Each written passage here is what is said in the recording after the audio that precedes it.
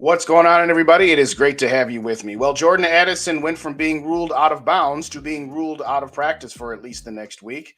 We'll talk about the first day of Vikings joint practice with the Tennessee Titans, hear from Kevin O'Connell, and a couple of quick tidbits and takeaways from today's practice. Jordan Addison, part of a 2-minute drill the other day, just kind of making a catch going to the ground. Very, very light symptoms. We deemed it worthy just to be smart with him, and he's currently in the protocol, expecting to have him as early as potentially Monday. He had any symptoms whatsoever. Give him the proper time to work his way through that protocol, and he'll be back ASAP when the doctors clear him. So as O'Connell stated there, Jordan Addison in the 2-minute drill hit his head while he went to a ground for a diving catch, and at the moment, they're just taking precautions. Back in the day, they would have said, "Hey, Jordan, how many fingers am I holding up right now?" "Okay, you look good. Do the Taylor Swift thing and shake it off." But the Vikings are being protective and precautionary at this particular point in time, which is something that the O'Connell regime has been known to do. As he also mentioned in his press conference, he's also had to hold back Brian O'Neill a little bit, saying, "Hey, we don't need to rush you back out there. We got plenty of time."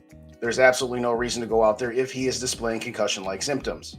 I had stated on my Monday Night Live that I want Jordan Addison to be put on ice, that I didn't want to see him in any more preseason games, that I've seen enough, and that the joint practices were going to be enough for him to be ready for week 1. I still maintain that if he's ready to go on Monday, that you just have him available for the joint practices and keep him out of the last preseason game against Arizona, although I won't be disappointed since I'll be in the building for that game if he does play a snap or two.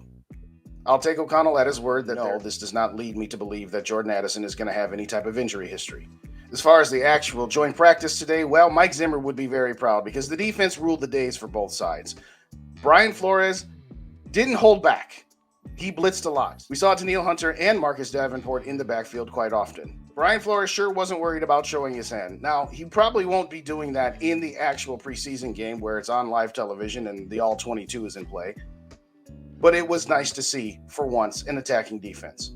Titans running back Derrick Henry didn't do a whole lot in the running game, and it did open up the passing game. Ryan Tannehill hit a couple of bombs down the field, and that's going to happen when you are playing aggressive. And better that it happened now in a joint practice than in a game, or at least to get some of the kinks ironed out. In these joint practices, they still typically do not tackle, but Ivan Pace hit Derrick Henry on a run blitz and knocked him to the ground. I continue to be amazed by this Ivan Pace kid, and I'm really looking forward to him hitting somebody come week 1. Mekhi Blackman continued to run with the ones and has almost solidified himself as the team's second starting cornerback. Now, again, it's one joint practice, and we're coming off of one preseason game, but he absolutely did look good today. Unfortunately, the day being dominated by the defense worked both ways.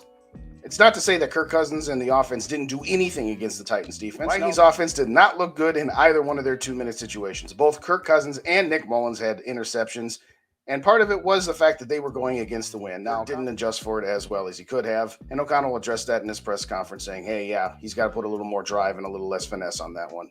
While it was with the wind at his back, punter Brian Wright had 2 90-yard punts in the air today.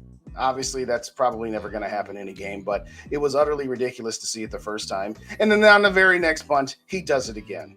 Okay, wind assist and all. Finally, Jaren Hall looked to be a little bit better today than he did in the Thursday night preseason game. Granted, he did get limited snaps and ultimately was not pressured anywhere near as much as he was on Thursday. Looked halfway decent, but at the end of the day, he is still the developmental quarterback. I really do hope that the Vikings actually start him in the next 2 preseason games. I've seen enough from Nick Mullins to know that he's going to be the backup, and I'd rather Jaren Hall get the work and actually add to his development. But those are my thoughts. Let me know yours. Hit the like button, hit the subscribe button, and leave me a comment. Are you concerned at all with Jordan Addison, and what are your takeaways from the first day of joint practices? Thank you kindly for joining me, and as always, SKOL to the next episode.